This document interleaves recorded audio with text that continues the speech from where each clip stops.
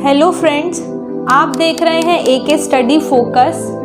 I hope you all being good. आज हम आपके सामने साइंस के टॉप मोस्ट 20 क्वेश्चंस को लेकर आए हैं, जो कि आने वाले पेपर्स के लिए काफ़ी इम्पोर्टेंट साबित होंगे। तो चलिए आज की सीरीज को शुरू करते हैं। चलते हैं अपने फर्स्ट क्वेश्चन नंबर फर्स्ट। निम्नलिखित में से किसके अणुओं के बीच आकर्षण बल अधिक होता है? तो क्वेश्चन ध्यान से पढ़िए कि यहाँ पे बताना है कि किसके अणुओं के बीच में आकर्षण बल सबसे अधिक होता है। 3 ऑप्शंस दिए हुए हैं आपके सामने, तो इसका करेक्ट आंसर हो जाएगा ऑप्शन नंबर बी, ठोस। बढ़ते हैं अपने नेक्स्ट क्वेश्चन नंबर सेकेंड। यहाँ पे हमें बताना है कि यदि अमोनिया गैस है तो कपूर डैश। यहाँ पे हमें ब्लैंक को फिल करना है कि यदि अमोनिया गैस है तो कपूर क्या होगा।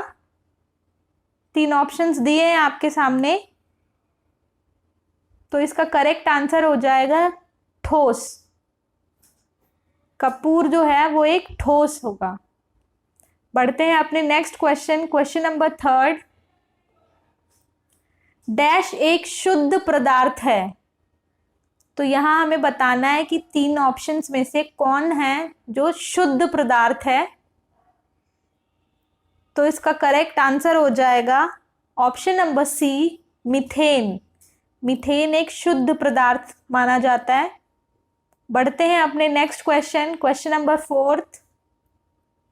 एक मिश्र धातु किसका उदाहरण है?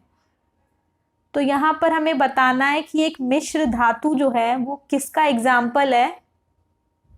3 ऑप्शन सामने दिए हुए हैं, तो इसका करेक्ट आंसर हो जाएगा ऑप्शन नंबर बी, ठोस विलयन।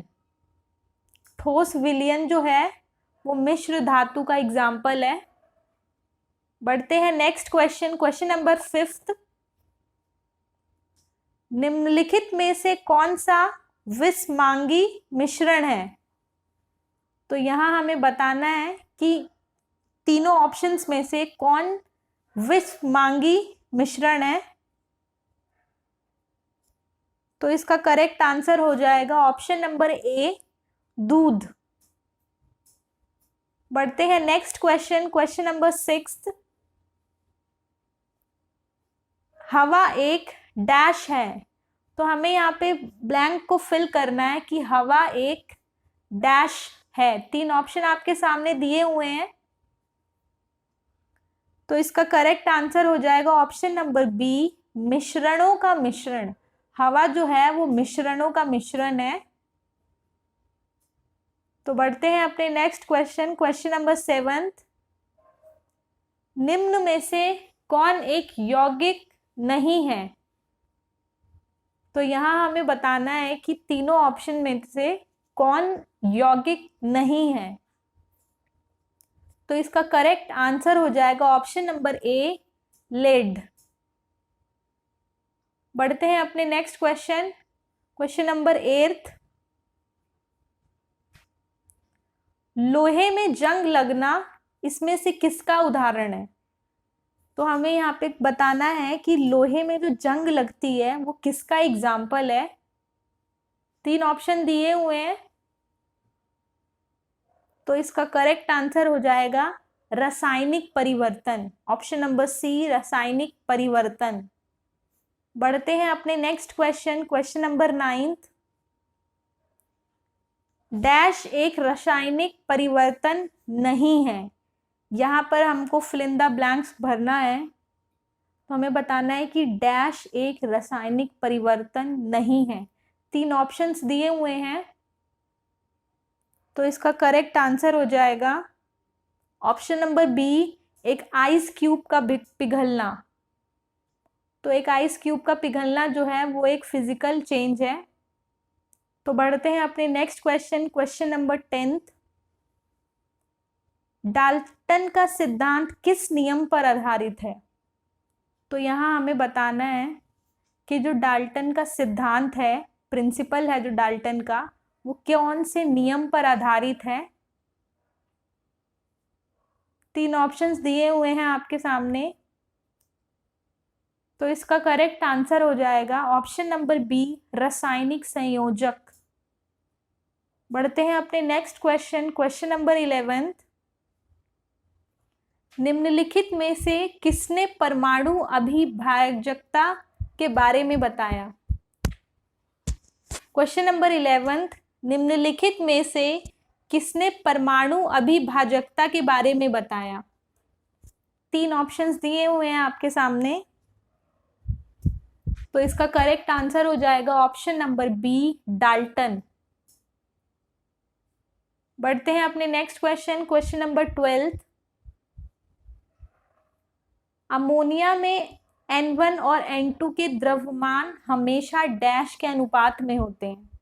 तो यहाँ पर भी हमको ब्लैंक को फिल करना है कि अमोनिया में N1 और N2 के जो द्रव्यमान होते हैं वो हमेशा कौन से अनुपात में होते हैं? 3 ऑप्शंस दिए हुए हैं, तो इसका करेक्ट आंसर हो जाएगा ऑप्शन नंबर ए, 14:3। बढ़ते हैं अपने नेक्स्ट क्वेश्चन की ओर, क्वेश्चन नंबर 13। परमाणु रासायनिक रूप से जुड़कर डैश बन जाते हैं। यहाँ पर भी हमको ब्लैंक को फिल करना है, तो हमें बताना है कि परमाणु रासायनिक रूप से मिलकर या जुड़कर क्या बन जाते हैं। तो इसका करेक्ट आंसर हो जाएगा ऑप्शन नंबर बी, तत्व। बढ़ते हैं अपने नेक्स्ट क्वेश्चन, क्वेश्चन नंबर 14। किसी यौगिक की सबसे छोटी संभव इकाई को क्या कहते हैं? तो यहाँ क्वेश्चन ध्यान से पढ़िए, पूछ रहे हैं कि किसी यौगिक की सबसे छोटी संभव इकाई को क्या कहा जाता है? 3 ऑप्शंस दिए हुए हैं सामने, तो इसका करेक्ट आंसर हो जाएगा ऑप्शन नंबर सी, अणु। बढ़ते हैं नेक्स्ट क्वेश्चन, क्वेश्चन नंबर 15। अणु शब्द किसने प्रतिपादित किया है? तो यहाँ हमें बताना है कि जो अणु शब्द है वो किसने प्रतिपादित किया है। 3 ऑप्शंस दिए हुए हैं, तो इसका करेक्ट आंसर हो जाएगा ऑप्शन नंबर ए, डेमोक्रिट्स। डेमोक्रिट्स ने अणु शब्द को प्रतिपादित किया। बढ़ते हैं next question, question number 16। Magnesium के 144 ग्राम में डैश ग्राम परमाणु मौजूद होते हैं। तो यहाँ हमें बताना है कि मैग्नीशियम के 144 ग्राम में कितने ग्राम परमाणु मौजूद होते हैं। तो इसका करेक्ट आंसर हो जाएगा ऑप्शन नंबर बी, 6। बढ़ते हैं अपने next question, question number 17। Nitrogen के 0.6 अणु का द्रव्यमान है। तो यहाँ हमें बताना है कि नाइट्रोजन के 0.6 अणु का द्रव्यमान जो है वो कितना है। तो इसका करेक्ट आंसर हो जाएगा ऑप्शन नंबर ए, 16.8 ग्राम। बढ़ते हैं अपने next question, question number 18। Sodium carbonate का आणविक द्रव्यमान डैश होता है। तो यहाँ हमें बताना है कि सोडियम कार्बोनेट का आणविक द्रव्यमान जो है वो कितना होता है। तो इसका करेक्ट आंसर हो जाएगा ऑप्शन नंबर सी, 106। बढ़ते हैं अपने नेक्स्ट क्वेश्चन, क्वेश्चन नंबर 19। पानी के 5 अणुओं का द्रव्यमान क्या है? तो यहाँ हमें बताना है कि पानी के 5 अणुओं का जो द्रव्यमान होता है वो क्या होता है।